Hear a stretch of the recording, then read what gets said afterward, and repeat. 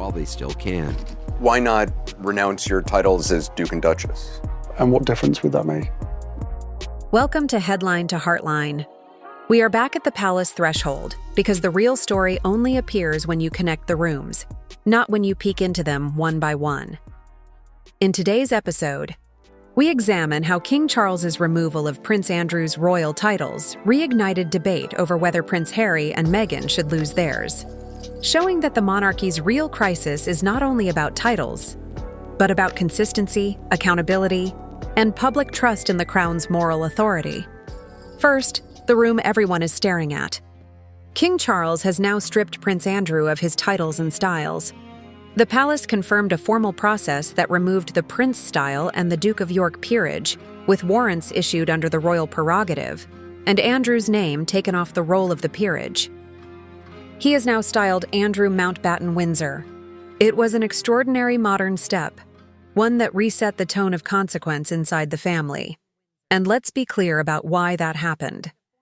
It followed public outrage over his association with Jeffrey Epstein and the civil case that ended in a settlement, an episode that made his continued use of royal titles untenable. The late Queen had once shielded him, but public patience evaporated. Honestly, people wanted proof that the monarchy still understood accountability.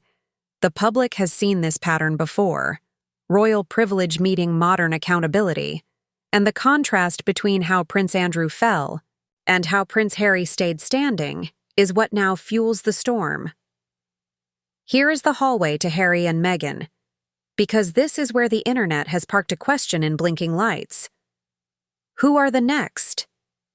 After Andrew, people ask why Harry still holds a dukedom if conduct and credibility matter. Start with mechanics. In 2020, Harry and Meghan agreed they would not use HRH because they were no longer working royals, and they gave up public funding and official roles. That is why you no longer see HRH in use. The title Duke of Sussex is different. It is a peerage created by letters patent. Until last week, most commentators assumed removing a dukedom required Parliament. The Andrew precedent shows the king can act by royal warrant in exceptional cases, but that route is rare and heavy. The rule is not different for Harry.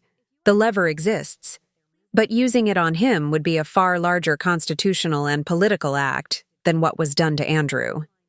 Now, the Anderson-Cooper moment, because it sits at the center of this debate. In January 2023 on 60 Minutes, Anderson-Cooper asked Prince Harry, "Why not renounce your titles?" And Harry answered, "What difference would that make?" People are replaying that exchange now because Andrew's unprecedented demotion showed titles can move when accountability demands it. So the question isn't theoretical anymore. Here's the harder truth. Many viewers are furious that Harry and Meghan exposed the family at a sensitive moment and then kept the Duke of Sussex brand. To them, the title looks like a financial instrument, a label still leveraged even after stepping away. Honestly, I understand that frustration. Choosing not to use a title is optics and restraint. Removing a peerage is law, precedent, and consequences. Prince Andrew's case proves a title is not something you keep forever, simply because you were born with it. If the modern monarchy wants to match public expectations, then privilege must track with behavior, consistently, transparently, and even when it's painful. That's why Harry's "what difference would that make?" lands differently today. The difference is the signal it sends about whether the crown's values truly govern its privileges. Let's talk money for a second, because I think this is the extra gear people are feeling. We know the real impact of a prince title for someone who is Diana's son. You have automatic public empathy and a lot of natural public engagement. The title itself doesn't come with a confirmed job or an automatic salary.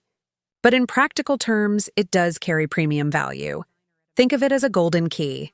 You don't get paid just for having the key, but you get access to doors most others don't. Harry has said publicly that he and Meghan are financially independent. Yet the Duke of Sussex badge flies prominently in their business ventures. So even if no direct check arrives for being a title holder, the title's aura can convert into financial opportunities. That's why many are angry. It looks like he took the badge, stepped away from the institution, yet kept the brand. And in the wake of Andrew's demotion, The optics of that gap look sharper than ever. We saw the late Queen protect Andrew for years, and we now know the price that cost the monarchy's image. The long defense strategy allowed scandals to simmer, credibility to erode, and the crown to appear hesitant when it needed firmness. What we're seeing now is different. King Charles appears far less flexible. If he acts with equal firmness toward Harry, his image may not just improve, it might be fully restored in the public eye. By aligning his decisions with press and public demands for fairness and accountability, the king is walking toward the direction the people want. It is a wise movement because it shows the monarchy can evolve, not stuck in precedent, but responsive. When the crown shows it will hold all its members to the same standard, that's when trust begins to rebuild. Across social media and talk shows, the mood is raw. Half the country wants decisive action. The other half fears another royal rift. The truth is, the monarchy is balancing both pain and perception, trying to look firm without seeming vindictive. Honestly, there's fatigue too. People say they're tired of royal scandals, yet the same people keep watching because the monarchy is a mirror. It reflects what we think power should look like, what fairness should sound like, and whether privilege can ever truly modernize. So we come back to the internet's question. Who are the next? Is not a conveyor belt. There is no automatic queue where names slide forward for stripping. Every case is different. If the king ever chose to remove Harry's titles, it would be read in multiple ways at once. Some would see fairness and consistency, others would see punishment for dissent. Many would remember that Harry and Meghan spoke publicly about racism and bias in the press, which means any new action would echo through that lens. At the same time, Harry and Meghan chose to leave the working family, move abroad and build their own careers. For many viewers, race is no longer the center. Judgment, commercialism, and family strain are. Harry now seems to be edging toward reconciliation, perhaps because this is still his family, and because his children hold royal titles even while growing up far from the royal system he once lived inside.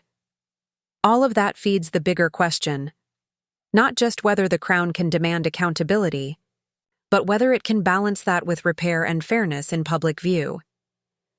In the past few years, we have watched Prince Andrew's connection to Epstein become a nightmare for the royal family, and we have watched the Sussex saga reshape the public conversation. That is why many people are calling for similar action from the king in Harry's case. Removing Andrew's titles was a singular moment. Doing the same to Harry might satisfy some, but it would also touch sensitive areas that could generate more drama for the king and the monarchy. Before we close, a word on stability, because fear of chaos always rides alongside these debates. Titles do not control who becomes monarch. Birth order and law do. If the unthinkable happened after Charles and William were gone, and Prince George were still under 18, George would be king in name, and a regent would govern until his 18th birthday.